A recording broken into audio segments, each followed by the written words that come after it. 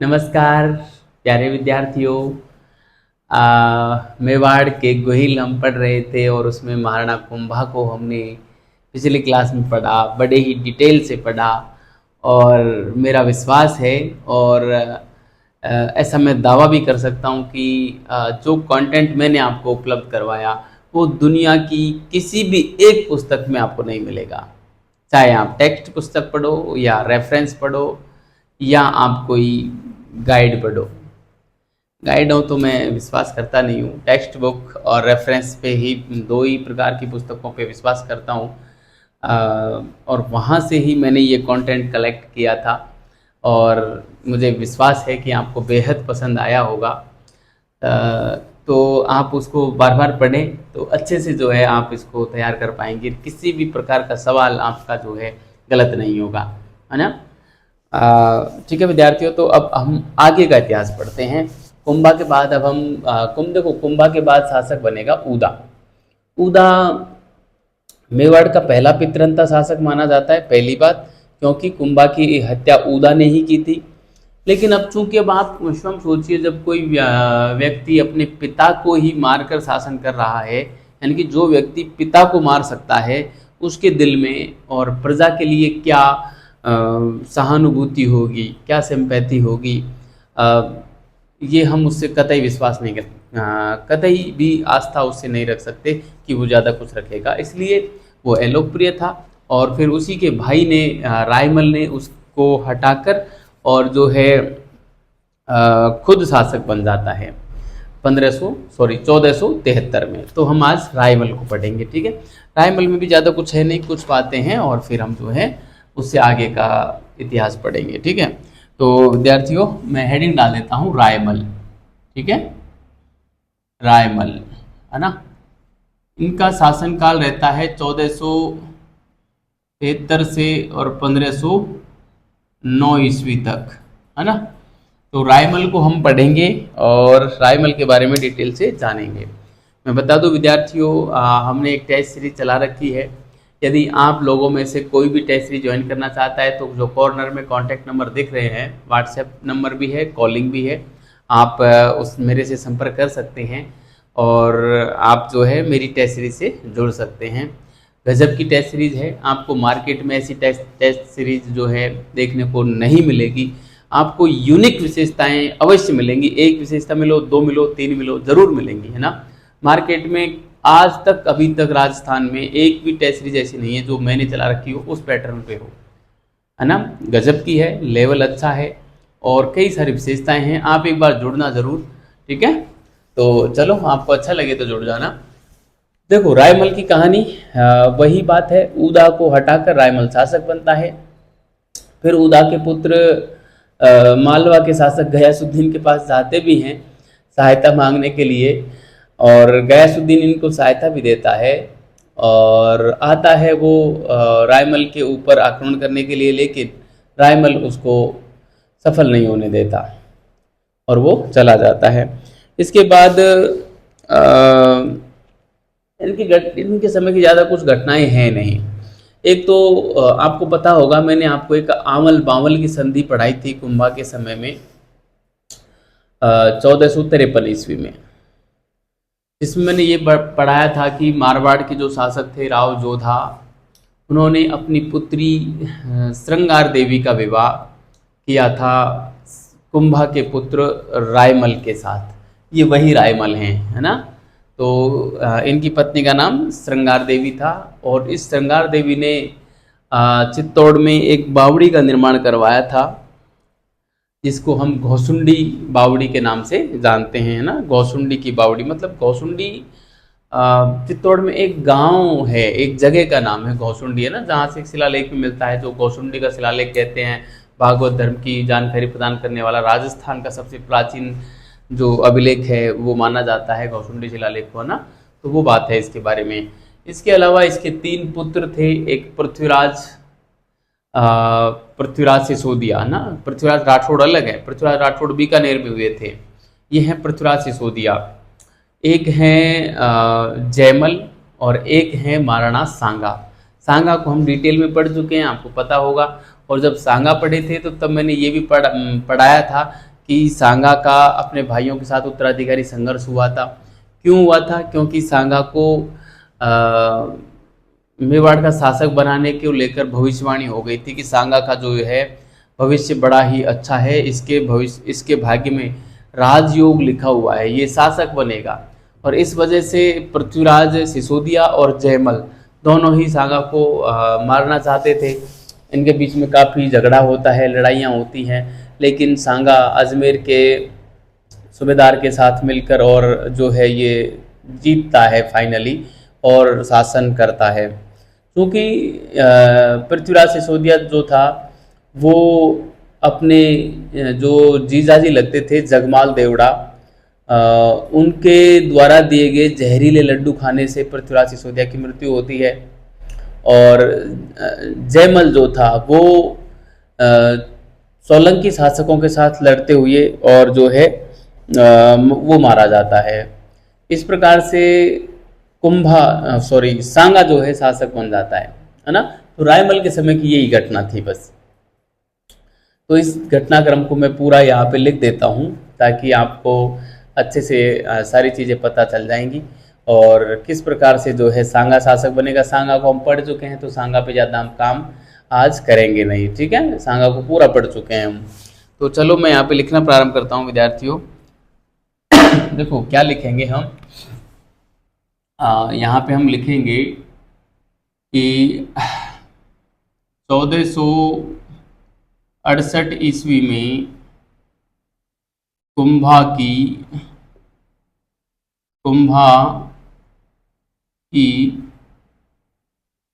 की हत्या करके उसका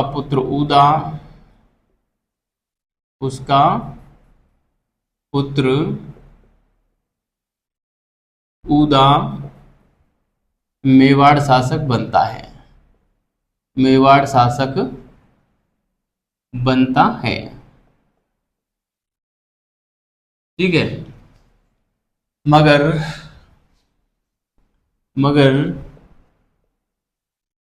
कुंभा के दूसरे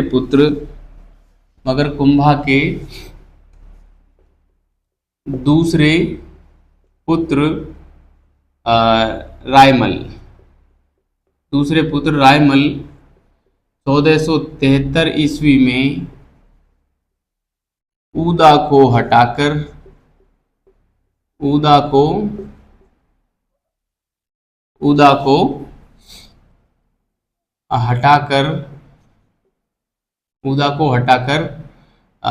मेवाड़ शासक बनता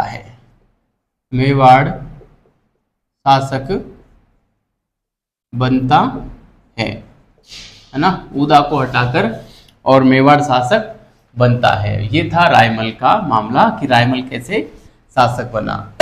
अब आपको मैंने कहने का मतलब कुंभा से और रायमल को कनेक्ट कर दिया है। कुंभा के ही पुत्र थे उदा और रायमल दोनों, है ना। उदा और रायमल भाई थे, लेकिन उदा मेवाड़ का पहला पितरंता शासक था तो इसको हटा दिया जाता है रायमल के द्वारा। अब उदा के पुत्र जो थे वो रायमल के विरुद्ध सहायता मांगने जाएंगे, कहाँ? मालवा के शासक गयासुद्दीन के पास में। अगली स्लाइड पे अगले पॉइंट के रूप में लिख रहा हूँ, उदा के पुत्र, नाम नहीं मिलता, उदा के पुत्र मालवा शासक गयासुद्दीन के पास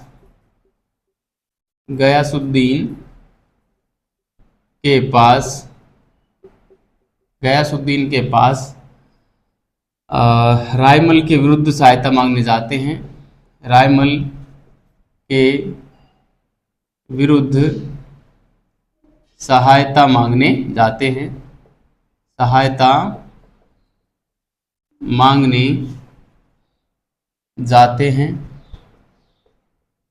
मांगने जाते हैं। गयासुद्दीन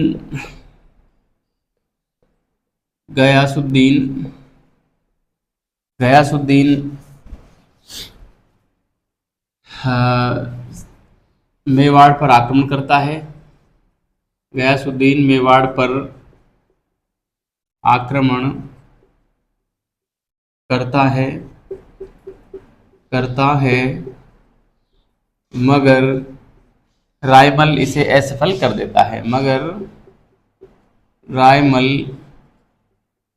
इसे असफल कर देता है।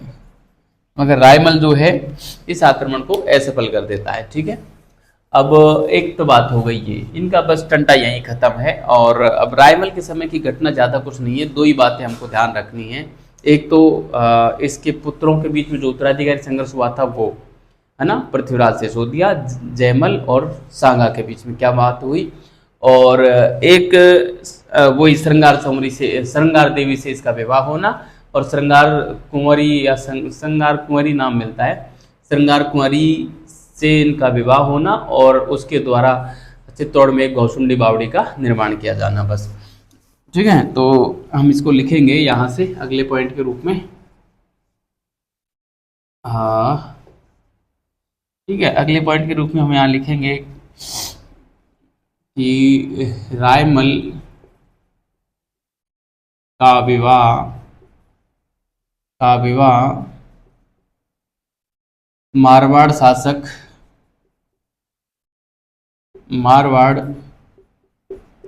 शासक राव जोधा की पुत्री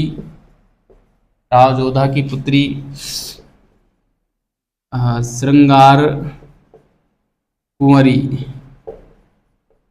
कुंवरी के साथ हुआ। ये आंवल बावल की संधि के तहत था ना। आंवल बावल संधि में पहले पढ़ा चुका हूँ। आंवल बावल संधि कब हुई थी ये आप बताएंगे। आंवल बावल संधि कब हुई थी, है ना। इसमें मेवाड़ मारवाड़ की सीमा भी तय की गई थी। कहते हैं कि आंवला का पेड़ तक एक की सीमा और बबूल के पेड़ तक एक की सीमा, ना। आंवल बावल मतलब आंवला और बबूल का पेड़, उनको सीमा माना था मेवाड़ और मारवाड़ की। ठीक है, श्रृंगार कुंवरी के साथ हुआ। श्रृंगार कुंवरी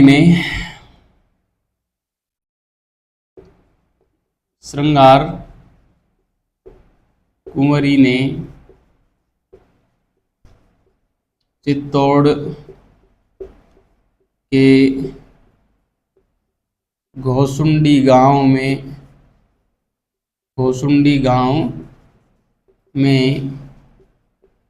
एक बावड़ी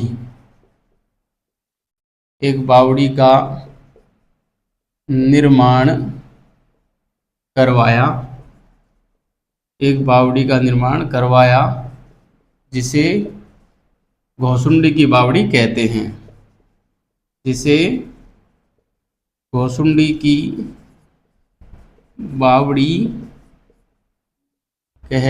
हैं। मैं आप लोगों को इतिहास के साथ साथ आर्ट एंड कल्चर भी पढ़ा रहा हूँ, है ना, क्योंकि ये कल्चर का भाग है। ये पॉइंट मैं पूरा छोड़ सकता था, क्योंकि विवाह वाली बात मैं पहले ही बता चुका, तो विवाह वाली बात को नहीं बताता तो भी चल जाता मेरा काम। और घोसुंडी की बावड़ी बनवाई, ये आर्ट एंड कल्चर का भाग है, इतिहास का ऐसा नहीं है। लेकिन विद्यार्थियों, मेरा काम केवल फॉर्मेलिटीज पूरी करना नहीं है कि मैं आपसे मीठी मीठी बात करूँ कि ठीक है मैं आप लोगों के लिए पढ़ा रहा हूँ, इतिहास पढ़ा रहा हूँ। अरे भाई, जब मैं इतिहास पढ़ा ही रहा हूँ तो क्यों नहीं इस बात को भी यहीं पे, जब इससे जुड़ी हुई है तो क्यों नहीं मैं इस बात को भी बताऊँ आपको। केवल ये नहीं कि मैं नाम कर दूं कि मैंने संपूर्ण पाठ्यक्रम पढ़ा दिया और वो कंटेंट में दूँ ही नहीं जो आपको नौकरी दिलाए, है ना, जो आपके अंदर एक इंटरेस्ट पैदा करे, इतिहास को जी सको आप, वो इंटरेस्ट पैदा करे। और मैं ये दावे के साथ कह रहा हूँ, जो व्यक्ति मेरे से साल भर जुड़ गया वो इतिहास से जीवन भर जुड़ जाएगा, कभी इतिहास को पढ़ना नहीं छोड़ेगा, ये मैं दावा कर सकता हूँ।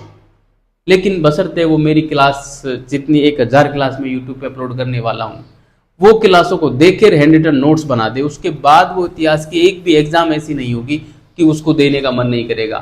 कभी भी वो किताब, इतिहास की किताब अपने हाथ से छोड़ेगा नहीं, ये मेरा दावा है। लेकिन वो एक बार क्लास मेरी देख ले, बस इतना इंटरेस्ट पैदा कर दूंगा। तो एक बात हो गई है। अगली बात मैं यहाँ पे लिखूं कि इसके 3 पुत्र थे जिनके बीच में उत्तराधिकारी संघर्ष हुआ। रायमल के 3 पुत्रों के मध्य उत्तराधिकारी संघर्ष हुआ था। उत्तराधिकारी संघर्ष हुआ था। कौन कौन 3 पुत्र थे? देखो, इसके 3 पुत्रों की मैं बात करूं तो एक तो थे हमारे पृथ्वीराज सिसोदिया। पृथ्वीराज सिसोदिया, सिसोदिया तो ये सिसोदिया शाखा तो है ही, लिखने की आवश्यकता नहीं है, लेकिन मैं सिसोदिया इसलिए लिख रहा हूं कि आप कंफ्यूज नहीं होंगे, क्योंकि एक पृथ्वीराज राठौड़ भी हुआ है जिसको डिंगल का हॉरेंस कहा था एल.पी. टेसीटोरी ने, और गजब का साहित्य लिखते थे। वैली कृष्ण रुक्मणीरी वो रचना उन्होंने की, और अकबर के दरबार में भी वो रहते थे, है ना। और बड़े ही गजब के वो थे। कन्हैयालाल सेठिया जी ने पाथल और पीथल नाम से एक रचना की थी कन्हैयालाल सेठिया ने। उसमें पीथल वो पृथ्वीराज राठौड़ था, न कि ये पृथ्वीराज सिसोदिया। और पाथल तो हमको पता ही होगा कौन था पाथल, ये बताना कमेंट बॉक्स में कमेंट करके कि जो कन्हैयालाल सेठिया जी ने जो रचना लिखी पाथल और पीथल, उसमें पीथल तो पृथ्वीराज राठौड़ थे, बीकानेर के कल्याणमल के पुत्र थे। और पाथल कौन थे ये मैं आपको बता चुका हूं, तो आप बताएंगे कि पाथल कौन थे, ठीक है। तो एक हो गए पृथ्वीराज सिसोदिया, जिसको उड़ना राजकुमार भी कहा जाता है। ये बहुत तेज दौड़ते थे, है ना, उड़ना राजकुमार। पूछते हैं ऐसे कि उड़ना राजकुमार किसे कहा जाता है, तो ये उड़ना राजकुमार के नाम से जाने जाते हैं। दूसरा नाम आएगा इसमें जयमल का, है ना। और तीसरा नाम आएगा, गजब के शासक हैं, किसी परिचय के मोहताज नहीं हैं, राणा सांगा। सांगा, है ना, वही सांगा जिनको हम पढ़ चुके हैं। इनको संग्राम सिंह भी लिखते हैं, ध्यान रखना, संग्राम सिंह भी एग्जामिनर हमको लिख के दे सकता है, तो हमें किसी प्रकार का कंफ्यूजन यहाँ पे नहीं रखना है, ठीक है। और ये फर्स्ट ही होंगे क्योंकि एक संग्राम सिंह आगे भी होंगे, ठीक है। तो इन तीनों के बीच में संघर्ष होता है। वो संघर्ष मैंने सांगा के समय पढ़ा चुका हूँ, मैं यहाँ पे नहीं पढ़ाऊंगा, ठीक है। आपस में लड़े थे और ये सांगा इसमें जीते थे। और क्यों लड़े थे आपको पता ही होगा कि इसके राजयोग की भविष्यवाणी के कारण इन तीनों में संघर्ष हुआ था, है ना। अब देखो, पृथ्वीराज सिसोदिया जो है ये सुल्तान सोलंकी की पुत्री से इन्होंने शादी की थी, जिसका नाम ताराबाई था। और अजमेर दुर्ग को जीतकर ताराबाई के नाम पर इन्होंने अजमेर दुर्ग का नाम तारागढ़ रखा था। और अपनी बहन आनंदी बाई के पति थे जगमाल देवड़ा, उनके द्वारा दिए गए जहरीले लड्डू खाने से पृथ्वीराज सिसोदिया की मृत्यु होती है। दरअसल हुआ कुछ यूँ था, इनकी बहन भी थी आनंदी बाई, उसका विवाह सिरोही के शासक जगमाल देवड़ा के साथ हुआ था। जगमाल देवड़ा और आनंदी बाई के बीच में बड़ी अनबन रहती थी, लड़ते झगड़ते रहते थे। तो एक दिन आनंदी बाई ने कहा पृथ्वीराज से कि भैया आप आओ और आपके जीजा जी को समझा के जाओ, ये मेरे से लड़ते झगड़ते रहते हैं। तो पृथ्वीराज ने कहा बहना आप टेंशन मत करो, मैं आ रहा हूँ। और ये जाते हैं पृथ्वीराज सिसोदिया वहाँ पे, और जगमाल देवड़ा को समझाते हैं। जगमाल देवड़ा समझ गए थे कि सिसोदिया आए हैं, बड़ा ही डंका बोलता था मेवाड़ के गुहिलों का, सब थर्राते थे इनके नाम से। तो जगमाल देवड़ा भी डरा हुआ था कि पता नहीं क्या करेगा।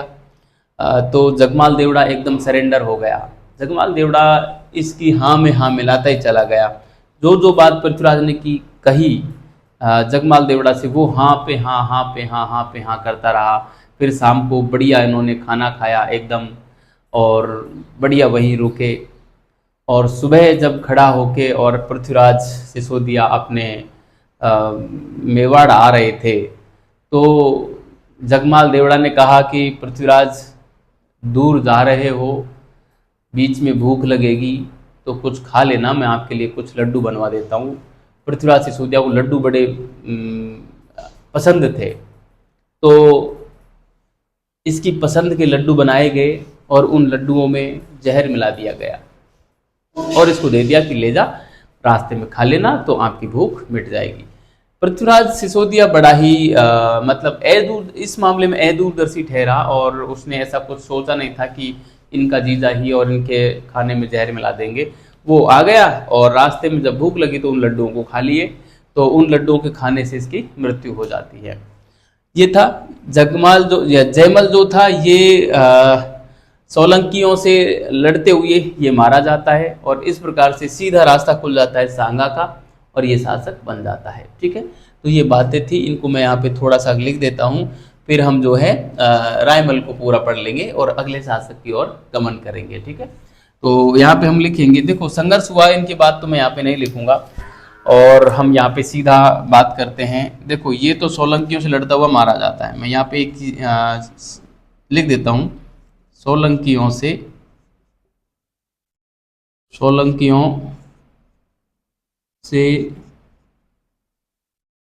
लड़ता हुआ मारा जाता है, मारा जाता है। ठीक है, ये तो सोलंकियों से लड़ता हुआ मारा जाता है। इसकी बात करें, एक तो ये उड़ना राजकुमार था, दूसरा इसकी जो शादी हुई थी वो हुई थी एक सोलंकी था, सुल्तान सोलंकी नाम था उसका, और उसने भी कुछ शर्त रखी थी कि जो शायद अजमेर के दुर्ग को जो जीत लेगा उसके साथ में मैं मेरी बेटी की शादी करूंगा, कुछ इस प्रकार से उसने शर्त रखी। और कहते हैं कि पृथ्वीराज जो है ये जीत लेता है उस दुर्ग को, तो फिर सुल्तान सोलंकी पृथ्वीराज के साथ अपनी पुत्री का विवाह कर देता है जिसका नाम ताराबाई था।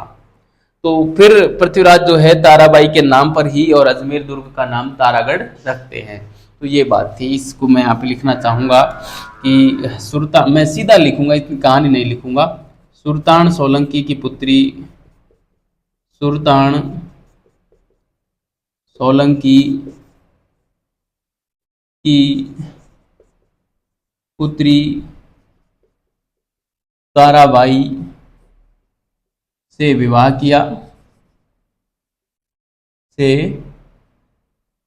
किया तथा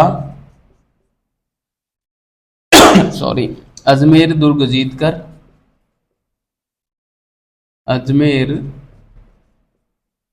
दुर्ग जीतकर ताराबाई के नाम पर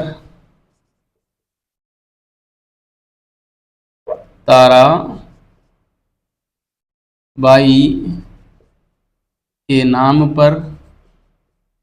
के नाम पर उसका नाम तारागढ़ रखा, उसका नाम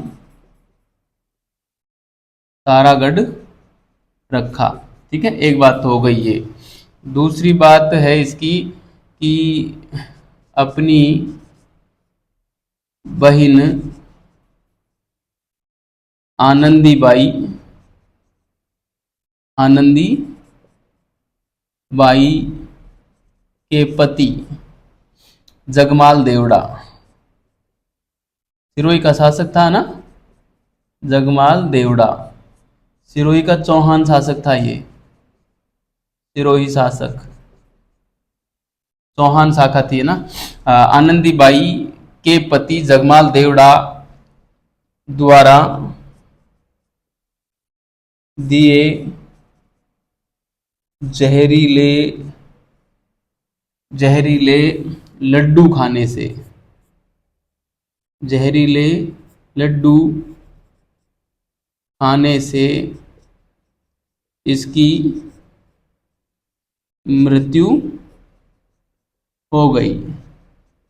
ठीक है, तो इस प्रकार से पृथ्वीराज सिसोदिया और जयमल दोनों लड़ते हुए मारे जाते हैं। ये तो यहाँ पे लड़ता हुआ मारा जाता है, पृथ्वीराज सिसोदिया जो है जहरीले लड्डू खाने से मारा जाता है। सांगा शासक बन जाता है। आपको पता ही होगा फिर सांगा का जो शासन था 1509 से और 1500 जो है 28 ईस्वी तक ये सांगा का शासन रहता है। इतना मैं आपको पहले बता ही चुका हूँ। ठीक है, सांगा ये पिता तो हो गए रायमल, माता रत्न कुंवर थी, है ना, रत्न कुंवर थी। और मैं यहाँ पे लिख देता हूँ, चलो सांगा के बारे में लिख रहा हूँ मैं ना। पिता, पिता तो यहाँ पे हमने लिख ही दिया रायमल, लेकिन ऐसा पूछ लेते हैं बड़े शासकों के नाम, है ना। माता का नाम मैं लिखूँ यहाँ पे, माता रत्न कंवर, रत्न कुंवर, ठीक है। और इनकी उपाधियां हम जरूर पढ़ेंगे। उपाधि, दो उपाधि बड़ी महत्वपूर्ण हैं।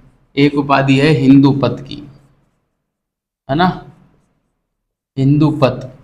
और एक उपाधि इनकी मिलती है सैनिकों का भग्नावशेष, है ना, सैनिकों का भग्नावशेष। सैनिकों का भग्नावशेष क्यों कहा जाता है? क्योंकि सांगा के शरीर में 80 घाव के निशान थे, है ना, 80 घावों के निशान सांगा के शरीर पर थे। सांगा के शरीर पर थे, ठीक है, 80 घावों के निशान सांगा के शरीर पर थे, इसलिए इसे सैनिकों का भग्नावशेष कहा जाता है। अब सांगा के बारे में हम पूरा वहां पे पढ़ चुके हैं, हम यहाँ पे नहीं बताऊंगा, ये एक बेसिक जानकारी थी। अब सांगा के बाद में, इसके बाद 1528 के बाद शासक कौन बनेगा? सांगा का बड़ा पुत्र रतन सिंह शासक बनेगा। तो रतन सिंह के बारे में हम कुछ बातें हैं वो पढ़ के और हम आगे बढ़ते हैं, ठीक है। तो रतन सिंह भी काफी तो क्या दुर्बल शासक थे और ज्यादा कुछ किया नहीं। चित्तौड़ में कुछ महलों का निर्माण करवाया था इन्होंने, और जो है आखेट करने गए थे ये जंगल में, तो आखेट करते हुए 1531 में और बूंदी के शासक के साथ लड़ते हुए वहीं मारे जाते हैं, है ना, आखेट करते हुए। तो रतन सिंह के बाद जो अगला शासक बनेगा वो इनका ही भाई था विक्रमादित्य, वो शासक बनेंगे। और विक्रमादित्य के बाद जो इतिहास है वो बड़ा ही इंटरेस्टिंग इतिहास है, मज़ा आएगा। यहाँ पे आपको स्वामी भक्ति देखने को मिलेगी, एक महिला का त्याग और समर्पण देखने को मिलेगा, है ना, और एक शासक के प्रति जो बलिदान की भावना रहती है, अपने स्वामी भक्ति यहाँ पे देखने को मिलेगी। पन्नाधाय की स्वामी भक्ति जो आज भी, और अपनी किसी भी प्रकार का जो परिचय होता है उसकी मोहताज पन्नाधाय नहीं है।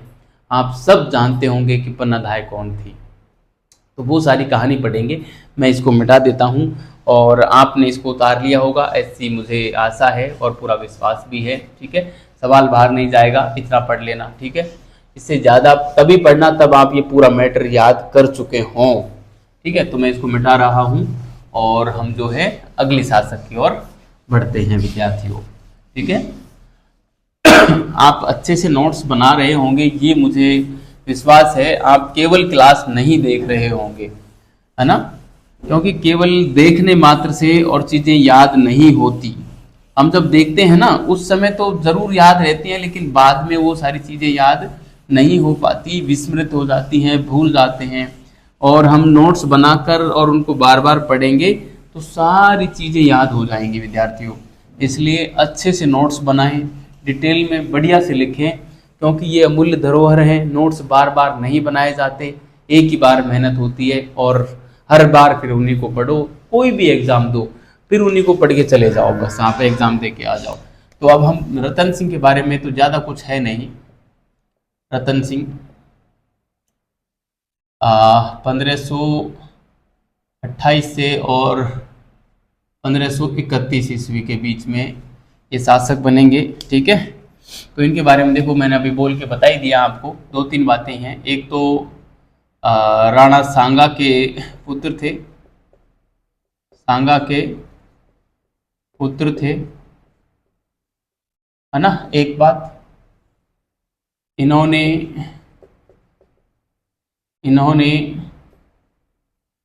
चित्तौड़ में महलों का निर्माण करवाया था, महलों का निर्माण करवाया था, है ना।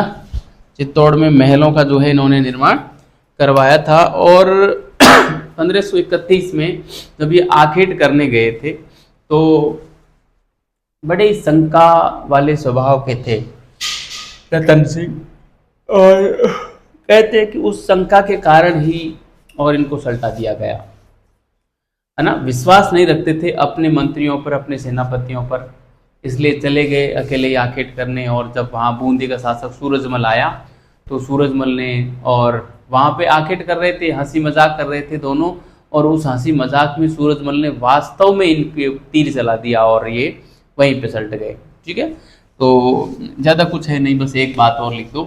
1531 में, 1531 ईस्वी में बूंदी के शासक सूरजमल द्वारा आखेट के समय इनकी हत्या कर दी गई। इनकी हत्या कर दी गई। ये लो साहब, इतना सा मामला है। अब हम अगले शासक की ओर आते हैं, वो हैं विक्रमादित्य, जो कि अल्पवयस्क थे, सांगा के ही पुत्र थे, है ना, अल्पायु में था ना। तो हम विक्रमादित्य का नाम लिखते हैं यहाँ पे, विक्रमादित्य, है ना।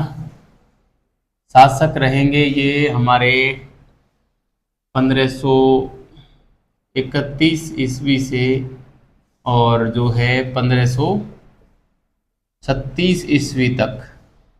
आपको पता होगा 1536 में कोई दासी पुत्र बनवीर विक्रमादित्य को मारने की कोशिश करेगा, है ना। और कोशिश क्या, विक्रमादित्य को मार भी देगा और स्वयं शासक बन जाएगा, और उदय सिंह की भी हत्या करने का प्रयास करेगा, लेकिन पन्ना धाय बचा लेगी। देखो मैं पूरी कहानी समझाता हूँ आपको। विक्रमादित्य शासक बन जाते हैं 1531 में। अल्पायु के थे, ज़्यादा उम्र नहीं थी इनकी। तो इनके संरक्षक के रूप में वही हाडी रानी कर्मावती, बूंदी की हाडी रानी थी, शायद नारायण हाडा की पुत्री थी वो। आप देख लेना एक बार, जितना मुझे याद आ रहा है, बूंदी के नारायण हाडा की पुत्री थी कर्मावती, जिनकी शादी सांगा के साथ हुई थी, और वो विक्रमादित्य की संरक्षिका बनती है। सांगा की पत्नी थी वो, विधवा रानी थी, है ना। तो इनके समय में क्या होता है कि 2 साल बाद ही 1533 में, और गुजरात के शासक थे बहादुर शाह, उनका आक्रमण होता है मेवाड़ पर। रानी कर्मावती ने दूरदर्शिता का परिचय देते हुए, एक अपनी गहरी सोच का परिचय देते हुए, और रणथंभौर का दुर्ग व कुछ पैसे बहादुर शाह को दिए और उसको वापस लौटा दिया और मेवाड़ की रक्षा की। ये एक दूरदर्शिता की नीति थी। उसने लड़ाई न करके अच्छा किया, क्योंकि लड़ाई करने की स्थिति में रानी कर्मावती थी नहीं। लेकिन बहादुर शाह बड़ा ही महत्वाकांक्षी शासक था, और उसे केवल रणथंभौर के दुर्ग से संतुष्टि नहीं मिली, और 1534-35 में पुनः मेवाड़ पर आक्रमण करता है, और अपने सेनापति रूमी खां के नेतृत्व में एक सेना मेवाड़ पर भेजता है। रानी को पता चला, कर्मावती को, कि बहादुर शाह ने सेना भेज दी है चित्तौड़ पर आक्रमण करने के लिए। तो रानी ने सोचा अब कोई इलाज नहीं है, संधि का रास्ता हमने पहले ही अपना लिया, उसको तोड़ के ही आ रहा है, तो पुनः संधि करने का तो औचित्य नहीं है। तो सबसे पहले तो रानी ने यह किया कि विक्रमादित्य और इनके जो छोटे भाई थे उदय सिंह, दोनों को अपने ननिहाल भेज दिया, बूंदी भेज दिया, और कर्मावती ने बड़े ही धैर्य से काम लिया, और अपना एक दूत पद्म शाह नाम का, उसको हुमायूं के पास भेजा, राखी भेजकर हुमायूं को अपना धर्म का भाई बनाया, और ये कहा कि हुमायूं आप आइए और हमारी रक्षा कीजिए, बहादुर शाह हमारे ऊपर आक्रमण कर रहा है। साथियों, आपको पता होगा हुमायूं कर्मावती की सहायता करने के लिए चल देता है वहाँ से सेना लेकर, लेकिन कहते हैं कि किसी मुस्लिम शासक ने ही उसको ये कहा संभवतः बहादुर शाह ने कहा था कि आप अपने ही धर्म के शासक के विरोध में और एक विधर्मी की सहायता करने जा रहे हैं। इस प्रकार से कोई बात कही तो हुमायूं कुछ क्षण के लिए रुक गया, और वो रुकने में इतना लेट हो गया कि तब तक बहादुर शाह ने चित्तौड़ पर आक्रमण कर दिया। रानी कर्मावती ने वहाँ पे जौहर किया, और देवलिया प्रतापगढ़ के रावत बाघ सिंह ने केसरिया किया, और लड़ते हुए वीरोचित भांति और ठेठ हो गए, शहीद हो गए। इस प्रकार से चित्तौड़ पर बहादुर शाह का अधिकार हो गया। लेकिन 1536 में हुमायूं यहाँ पे आता है मेवाड़ में, और फिर से चित्तौड़ को स्वतंत्र करवाता है बहादुर शाह के अधिकार से, और बूंदी से विक्रमादित्य को और उदय सिंह को पुनः बुलाता है, और वापस विक्रमादित्य को 1536 में ही चित्तौड़ का फिर शासक बनाता है। कौन? हुमायूं। और हुमायूं चला जाता है। इस प्रकार की घटना घटित हुई। लेकिन उसी समय दासी पुत्र बनवीर, जो कि बड़ा ही महत्वाकांक्षी व्यक्ति था, वो आया, चुपके से विक्रमादित्य की हत्या की और स्वयं को मेवाड़ का शासक घोषित कर दिया। कुछ किताबें बनवीर को शासक होना नहीं मानती, क्योंकि बनवीर को वहाँ की प्रजा ने शासक नहीं माना था, है ना। लेकिन कम से कम उसने मेन शासक जो विक्रमादित्य था उसकी हत्या कर दी और स्वयं शासक बन बैठा। अब वो ये चाह रहा था, क्योंकि विक्रमादित्य का उत्तराधिकारी उदय सिंह था, वो सोच रहा था कि यदि मैं उदय सिंह को भी मार दूं तो मैं खुद मेवाड़ का वास्तविक हकदार होऊंगा और कोई यहाँ पे शासन करने वाला बचेगा ही नहीं। अब उदय सिंह की रक्षा करने के लिए कोई था नहीं। पन्ना धाय, जो उसकी धाय माँ थी, वो थी, जो कि स्वयं भी नौजवान थी, अभी बच्चे को जन्म दिया था उसने भी, और उसके पुत्र का नाम भी चंदन था, जो कि कहते हैं कि उदय सिंह के उम्र का ही वो भी था। और वो कहानी हमने पढ़ी है। रात में बनवीर जाता है और उसको पता चलता है कि बनवीर यहाँ पे आ रहा है उदय सिंह की हत्या करने। तो उसने क्या किया, पन्ना धाय ने उदय सिंह के और अपने बच्चे के कपड़े बदल दिए, क्योंकि वो राजा महाराजाओं के बच्चे थे, उनकी शक्ल को कौन देखे, कौन पहचानता था कि ये राजा का बेटा है, ये नहीं है। वो तो सब कपड़ों से और बस ये देख कर ही पता लगा लेते थे कि राजा का बेटा हुआ तो जबरदस्त हाई फाई कपड़े होंगे। तो उस हिसाब से उसने क्या किया, कपड़े बदल दिए। तो बनवीर आया और चंदन को मार कर चला गया। उसने सोचा मैंने उदय सिंह को मार दिया, और इस प्रकार से एक स्वामी भक्ति का बहुत बड़ा उदाहरण वहाँ पे पन्ना धाय पेश करती है। विद्यार्थियों, जब जब पढ़ते हैं तो रूह कहाँ फूटती है, अंदर से आवाज नहीं आती कि कोई महिला, कोई वीरांगना ऐसा भी कर सकती है, इतनी जबरदस्त स्वामी भक्ति रख सकती है कि वो अपने ही पुत्र की बलि देकर और अपने स्वामी की रक्षा करे। बहुत मुश्किल है। आप सोच के देखिए, जिस महिला ने 9 माह तक जिस बच्चे को अपने पेट में रखा हो, और प्रसव पीड़ा जो होती है उसका दर्द तो सिर्फ एक महिला ही समझ सकती है। हम तो सिर्फ बात कर सकते हैं, हम तो कुछ इमोशंस व्यक्त कर सकते हैं, लेकिन महिला को ही पता है कि उसने और एक बच्चे को जन्म देते समय क्या दर्द सहा। मुझे नहीं लगता कि उससे बड़ा कोई दर्द इस दुनिया में और होगा। ये माना जाता है कि जब महिला एक बच्चे को जन्म देती है तो महिला का स्वयं का भी दूसरा जन्म होता है, यानी कि पूर्ण रूप से मर चुकी होती है। वो इतना दर्द झेलती है। मरने में तो कुछ नहीं है, एक बार मर गया किस्सा खत्म।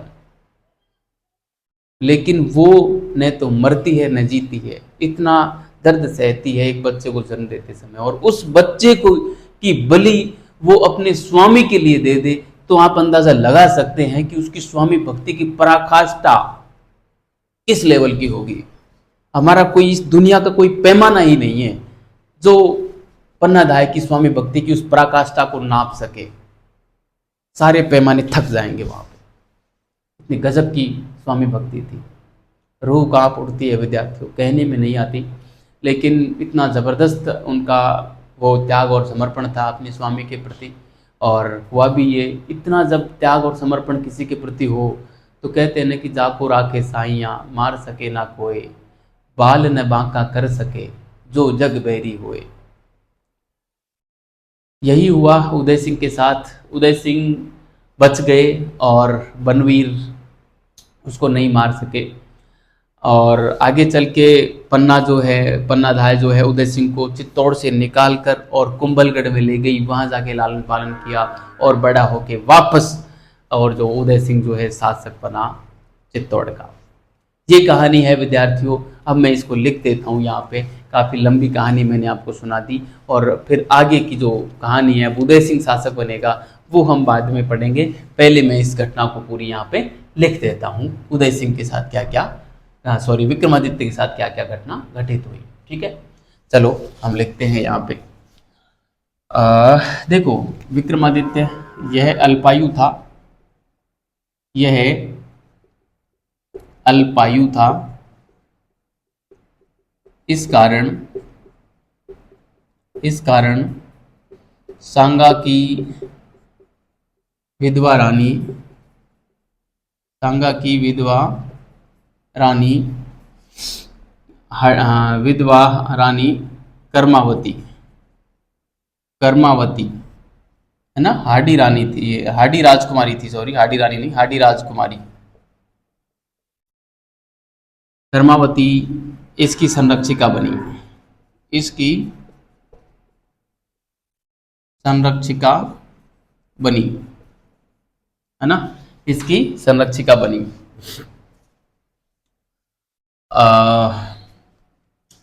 एक बात हो गई है, ठीक है। 1533 में चित्तौड़ पर गुजरात शासक बहादुर शाह का आक्रमण हुआ,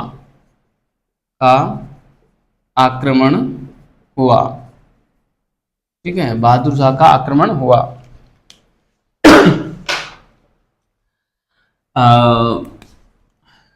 मगर कर्मावती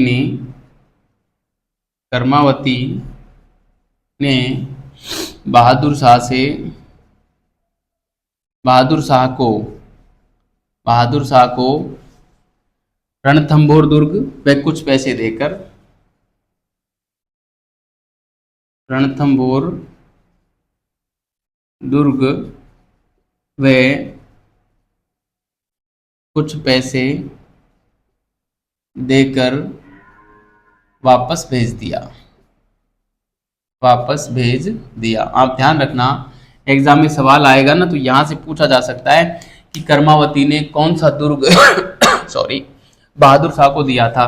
तो वहां पे हम क्या कुंभलगढ़ कर सकते हैं, चित्तौड़ की ओर जा सकते हैं, है ना। रणथंभौर पे हम नहीं जाएंगे क्योंकि हमको ऐसा लगेगा कि रणथंभौर का और मेवाड़ से क्या ही टंटा था, है ना, क्या ही संपर्क था। लेकिन उस समय ध्यान रखना चित्तौड़ रणथंभौर जो था वो चित्तौड़ के अधीन ही था और इन्हीं के पास था, ठीक है।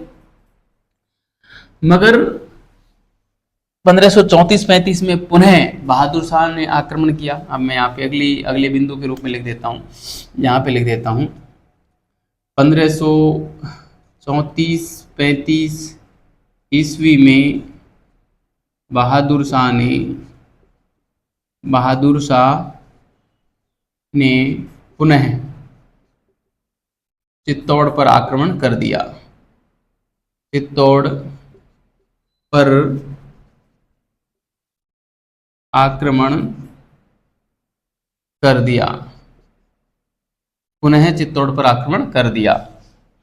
कर्मावती ने विक्रमादित्य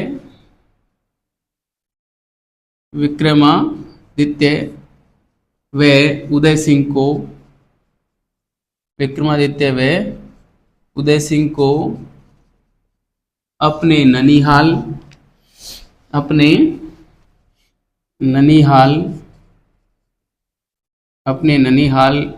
बूंदी भेज दिया।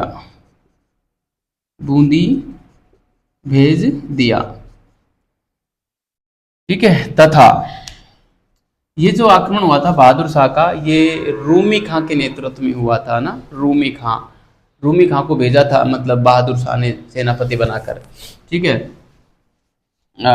भेज दिया। ठीक है, मैं यहाँ पे लिख देता हूँ, ये आक्रमण किसने किया था? रूमी खां के नेतृत्व में, है ना। आप लिख देना, रूमी खां के नेतृत्व में। ये सेनापति का नाम पूछा जा सकता है, ध्यान रखना, इसलिए मैं थोड़ा इस पे जोर दे रहा हूँ। ठीक है, रूमी खां का नाम ध्यान रखना। ये किसका सेनापति था? बहादुर शाह का सेनापति था। ठीक है, ननिहाल भेज दिया। तथा पद्म शाह को राखी देकर मुगल बादशाह हुमायूं से सहायता मांगी, है ना, सहायता मांगी। धर्म भाई बनाया था इसको ना, धर्म भाई बनाकर, ब्रैकेट में लिख देता हूँ। वैसे राखी भेजी है तो आप समझ ही गए होंगे राखी क्यों भेजी जाती है। ठीक है, मगर हुमायूं समय पर सहायता नहीं दे सका। ठीक है, हम यहाँ पे लिखेंगे, मगर हुमायूं समय पर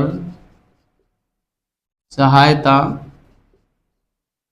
नहीं दे सका, है ना। वे चित्तौड़ का दूसरा साका संपन्न हुआ। चित्तौड़ का दूसरा साका संपन्न हुआ। पहला साका कब हुआ था, ये आप मुझे बताएंगे। आप लोगों के लिए सवाल है सॉरी, कि चित्तौड़ का पहला साका कब हुआ था। अब देखो, चित्तौड़ के दूसरे साके के समय चित्तौड़ का शासक तो कौन था? देखो यहाँ पे मैं लिखना चाहूँ, अलग कलर का पेन इस्तेमाल कर लेता हूँ मैं, है ना। चित्तौड़ का शासक तो था, पूछ सकते हैं चित्तौड़ शासक कौन था इस समय। चित्तौड़ शासक तो विक्रमादित्य को माना जाएगा, है ना। चित्तौड़ का शासक कौन था? विक्रमादित्य माना जाएगा।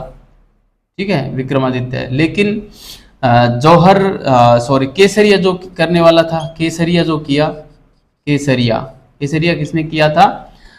देवलिया प्रतापगढ़ के शासक थे, देवलिया प्रतापगढ़ के रावत बाग सिंह। ठीक है, क्या गजब की स्वामी भक्ति रखते थे, बताओ। अपनी स्वामी की खातिर बस रणखेत हो गए लड़ते लड़ते। कभी ये नहीं सोचा कि हमारे बच्चों का क्या होगा, हम क्यों लड़े, हम तो पक जाएंगे, हम अधीनता स्वीकार कर लेंगे सामने वाले की, कुछ भी कर सकते थे। लेकिन स्वामी भक्ति, गजब की स्वामी भक्ति। ठीक है, और केसरिया जो किया, जौहर जो किया, जौहर कर्मावती नहीं किया, है ना, जौहर कर्मावती ने किया। ठीक है, और आक्रमण तो बहादुर शाह का था ही, ये तो लिखने की आवश्यकता है ही नहीं, लेकिन फिर भी मैं लिख देता हूँ, आक्रमण बहादुर शाह। ठीक है, और ये 1535 की घटना है, 1535 में। ठीक है, 1535 की ये घटना है। तो सॉरी, इस प्रकार का ये मामला घटित हुआ। और अब वापस शासक बनेगा कौन? फिर से बन जाएगा। अभी बहादुर शाह के अधिकार में चला गया है चित्तौड़, लेकिन हुमायूं आएगा और फिर से जो है चित्तौड़ को स्वतंत्र करवाएगा। सॉरी, ठीक है, आप इसको उतारें विद्यार्थियों। और अब आगे की बात मैं अगली स्लाइड पे लिखता हूँ, और फिर हम जो है आज की क्लास को खत्म करेंगे। उदय सिंह तक पहुंच जाते हैं, उदय सिंह को फिर अगली क्लास में पढ़ेंगे। ठीक है, आप इसको उतारें, मैं इसको मिटा रहा हूँ। तो आपको बड़ा इंटरेस्टिंग ये टॉपिक लग रहा होगा, और होना भी चाहिए, क्योंकि जब स्वामी भक्ति की इतनी पराकाष्ठा देखने को मिले, इतना त्याग और समर्पण मिले, एक महिला का संघर्ष मिले। अब सोचिए, एक महिला किस प्रकार से लड़ रही है, इतने शक्तिशाली सेना से लड़ रही है, और हम आज कहते हैं कि स्त्री की रक्षा के लिए हमें कुछ करना चाहिए, हमें कुछ करना चाहिए। अरे खैर करना चाहिए, बहुत ज़रूरी है, लेकिन स्त्री को खुद को भी अपना सम्मान करना आना चाहिए, अपनी रक्षा करनी आनी चाहिए, क्योंकि यहाँ पे कोई किसी को रास्ता नहीं देता। निदा फाजली ने कहा है ना कि यहाँ पे कोई किसी को, सभी हैं इस भीड़ में यहाँ, तुम किसी को गिरा कर चल सको तो चलो। इस प्रकार से कुछ एक गज़ल है, मैं कभी सुनाऊंगा आपको, ठीक है। देखो अब 1536 में मैं आगे लिखता हूँ, आगे यहाँ पे लिखता हूँ 1536 में, 1536 ईस्वी में हुमायूं हुमायूं चित्तौड़ को पुनः स्वतंत्र करवाता है। ये भी गजब का बंदा था। उस जमाने में जब अपना सब लोग अपना साम्राज्य विस्तार करने लग रहे थे, इसने उस राखी का सम्मान किया और चित्तौड़ को जीता। और चित्तौड़ को जीतने के बाद विक्रमादित्य व उदय सिंह को बूंदी से बुलाया कि आप आइए और आपका ये शासन है, संभालिए। सोचिए कितनी बड़ी बात है। उस युग में जब भाई भाई आपस में लड़ रहे थे, यहाँ तक कि राजपूत भी लड़ रहे थे, किसके लिए? शासन के लिए। वर्तमान के युग में हम देखते हैं कि एक खेत की मेड़ पर, खेत के डोले पर, और भाई भाई से लड़ के मर रहे हैं।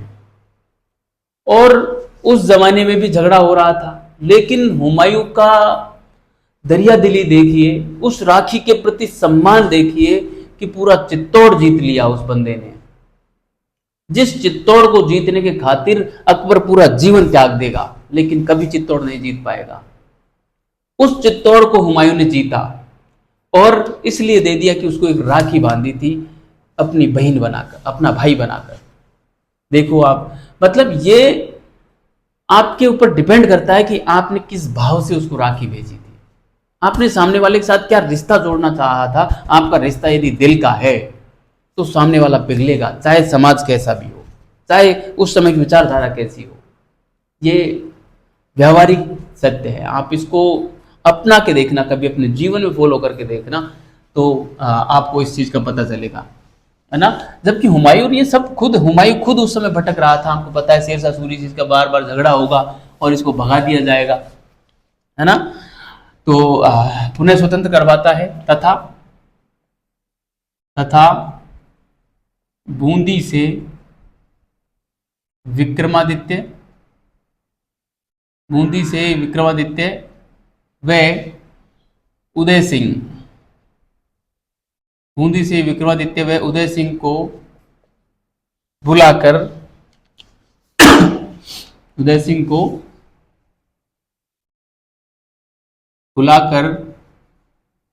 मेवाड़ का शासक पुनः विक्रमादित्य को बनाता है। पुनः विक्रमादित्य को बनाता है, ठीक है। मेवाड़ का शासक पुनः विक्रमादित्य को बनाता है। इस प्रकार से विक्रमादित्य शासक बनता है। सॉरी, ये 1536 की बात है ना, 15 मैंने लिख दिया 36। 1536 में ही अब घटना घटित होती है दासीपुत्र बनवीर की, ठीक है। मैं यहाँ पे लिखता हूँ 1536 ईस्वी में दासीपुत्र बनवीर विक्रमादित्य की हत्या कर देता है। विक्रमादित्य की हत्या कर देता है तथा स्वयं को शासक घोषित करता है। शासक घोषित करता है। देखो यहाँ पे एक विवाद है विद्यार्थियों। कहते हैं कि 1536 में बनवीर ने शुंग को शासक घोषित किया चित्तौड़ का। 1540 में मावली का युद्ध होगा और उसमें बनवीर की हत्या कर दी जाएगी उदय सिंह के द्वारा, जिसकी कई लोगों ने सहायता की थी। और ये कहा जाता है कि 1540 में जाके उदय सिंह शासक बना था। कुछ किताबें 1540 लिखती हैं उदय सिंह का शासन स्टार्ट होना, और 36 से 40 तक बनवीर का शासन मानते हैं। शासन किया था इसने, तुलजा भवानी का मंदिर बनवाया था ना, जो कि शिवाजी की आराध्य देवी मानी जाती है तुलजा भवानी। तो किया तो था इसने, लेकिन कुछ लोग गए हैं जो बनवीर को शासक नहीं मानते, क्योंकि इसको प्रजा ने स्वीकार नहीं किया था, ना इसका कोई राज्याभिषेक हुआ था, अवैध पुत्र था। इसलिए कुछ लोग जो है 1536 से ही और उदय सिंह का शासन प्रारंभ मानते हैं। तो ये विवाद जो है मैंने आपको क्लियर समझा दिया है किस प्रकार का मामला यहाँ पे फंसेगा। ठीक है, तो ये हो गई बात हमारी। शासक घोषित करते हैं, विक्रमादित्य की हत्या कर दी। बनवीर उदय सिंह को भी मारना चाहता था, उदय सिंह को भी मारना चाहता था, परंतु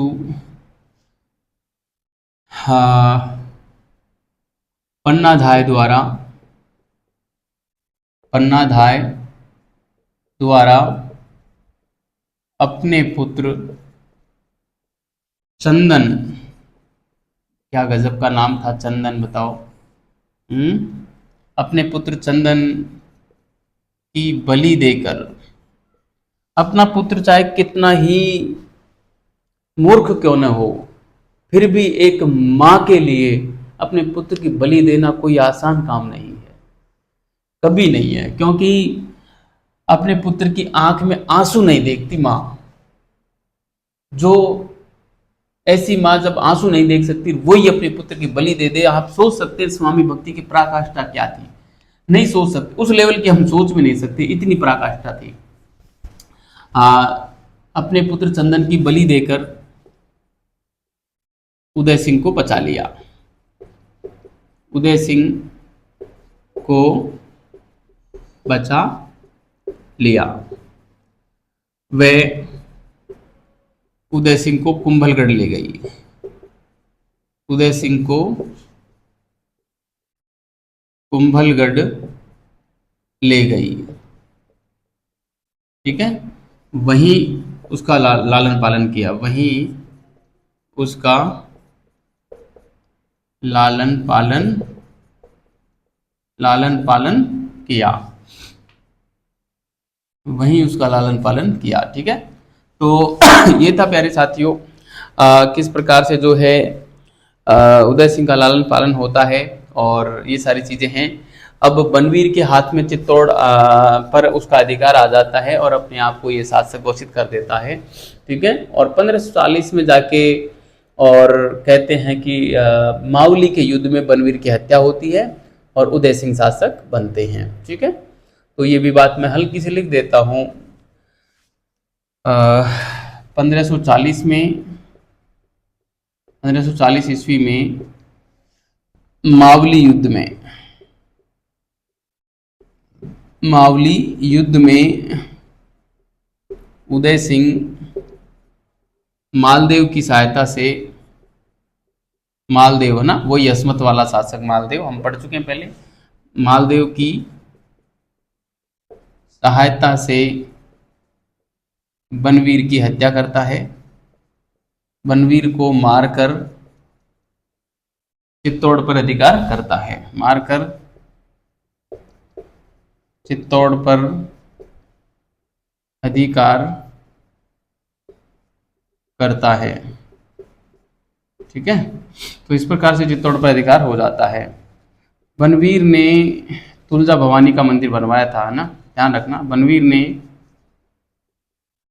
तुलजा भवानी का मंदिर बनवाया था, चित्तौड़ में ये ना बनवाया था, जो शिवाजी की आराध्य देवी या कुल देवी कुछ ऐसे मानी जाती है ना, मैं आराध्य लिखता हूँ, कुल देवी तो क्या होगी, शिवाजी की आराध्य देवी आराध्य या कुल देवी आप देख लेना ना, आराध्य देवी मानी जाती है, देवी मानी जाती है। ठीक है, शिवाजी इनकी पूजा करते थे, कहने के लिए आराध्य देवी की जगह कुल देवी भी हो सकता है। मैं थोड़ा कंफ्यूज हूँ, आप देख लेना। और यदि आराध्य देवी नहीं हुई तो मैं अगली क्लास में इसको ठीक करवा दूंगा। ठीक है, तो ये था प्यारे साथियों, आज की क्लास में हम इतना ही पढ़ेंगे। अब हम उदय सिंह को अगली क्लास से पढ़ना स्टार्ट करेंगे। तब तक आप इसको अच्छे से पढ़ते रहिए, मस्त रहिए। ठीक है, तो बहुत बहुत धन्यवाद विद्यार्थियों, अच्छे रहिए, मस्त रहिए और पढ़ते रहिए।